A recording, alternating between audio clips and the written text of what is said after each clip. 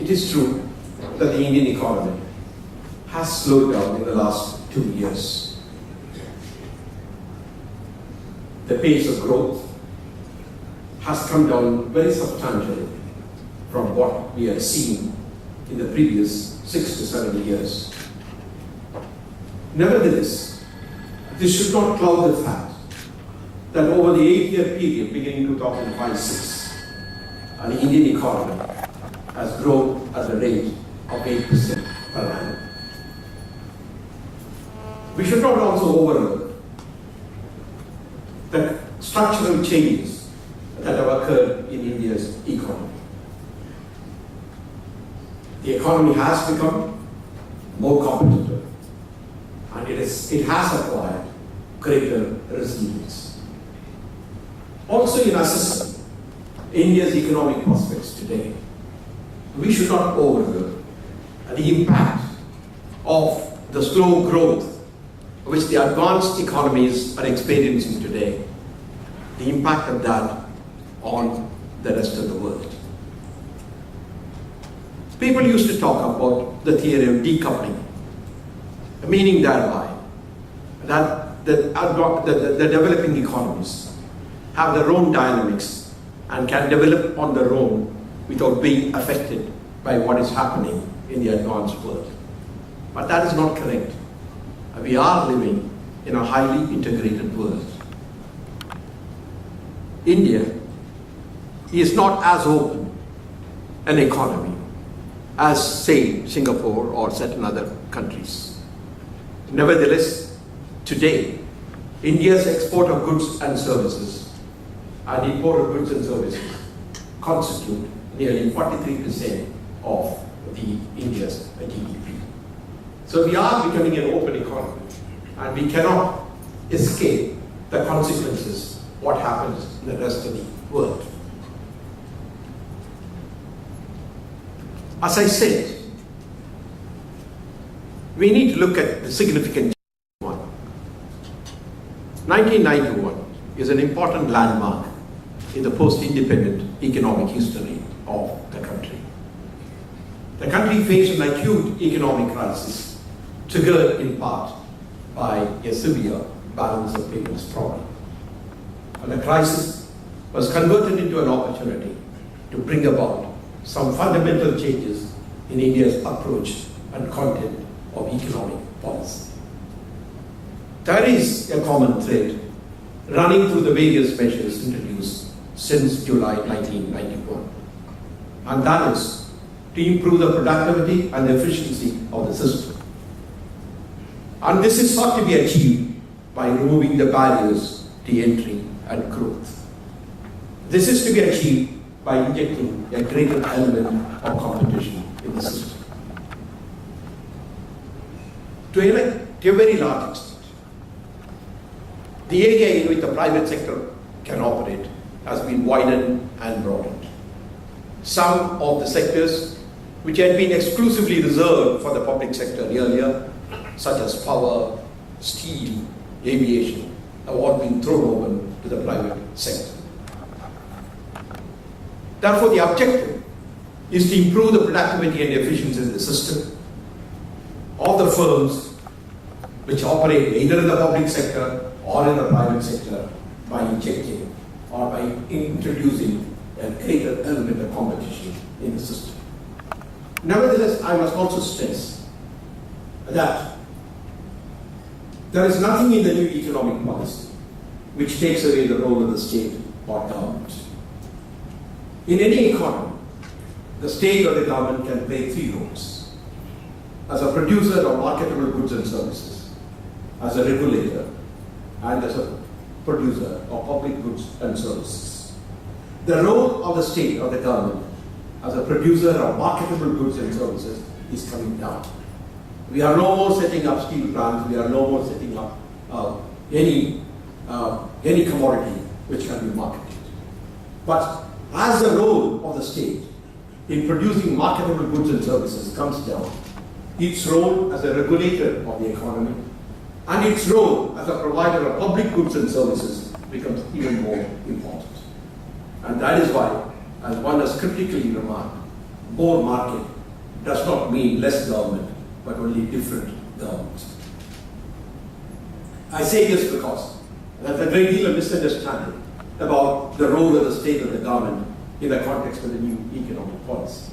It is very often asserted by your opponents by saying that we have eliminated the role of the state. No, we have not. We have only redefined the role of the state. We have modified, we have expanded the role of the state in some areas and reduced the role of the state in certain other areas. That, the route that we took in 1991 is the appropriate one, has been vindicated by the performance of the Indian economy since 92-93. The average annual rate of growth of the economy since 92-93 is 6.9%, way above what we had seen in the pre-reform period.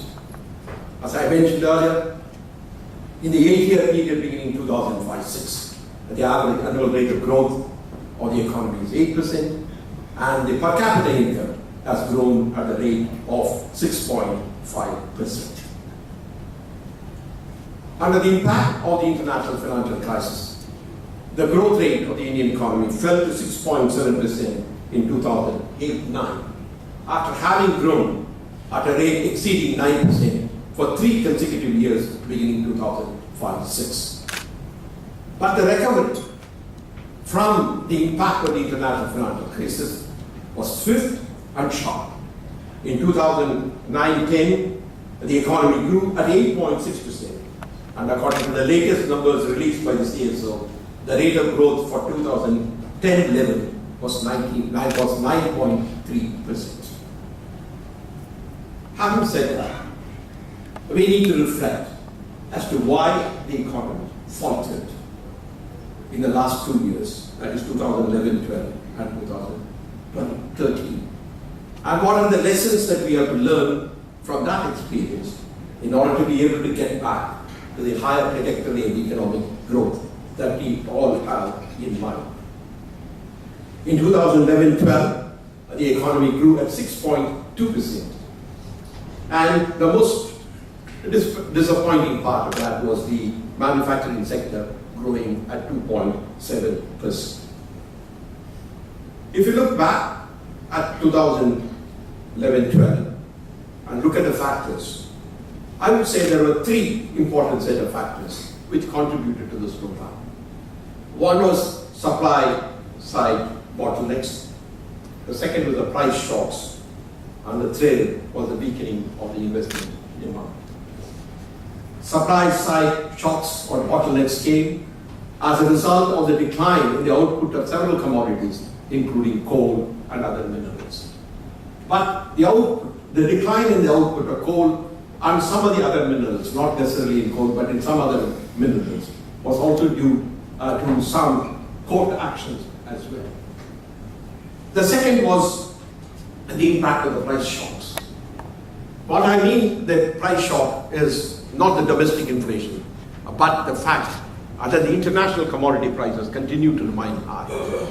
In fact, it was expected that in the wake of the international financial crisis, the commodity prices, more particularly the oil prices, will come down. But it did not happen. In 2011-12, it continued to remain high, and it had its own impact on the economy. And the third, and perhaps the more important from your point of view, was the weakening of the investment sentiment. The weakening of the investment sentiment was due to a variety of factors, both economic and non-economic. The energies of the government were absorbed in dealing with a number of issues which were non-economic in character, and that had also an impact upon the investors' attitude to work or to put in more capital. 2012-13 turned out to be even worse year.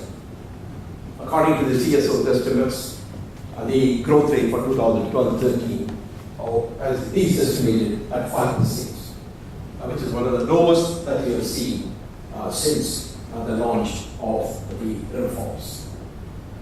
It is true that the monsoon was not good, and in some parts of the country the monsoon was not good at all over the year, but in most parts of India, the monsoon was bad to start with, but it picked up in August and September, so that the agricultural growth rate was not too badly affected, or was not as badly affected as was expected earlier.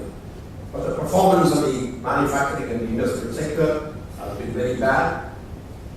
And according to the index of industrial production, the growth rate from April to February was only 0.9%, that is less than 1%.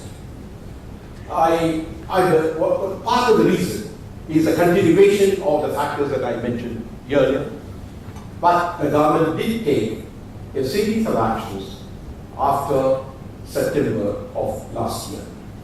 I will come to it a little later, but I think these series of actions would have their own effect upon the investors' attitude. Coming to the current fiscal 2013-14, we do expect that the growth rate of the economy will be higher. The estimates vary. We had estimated the growth rate for the current year at 6.4%.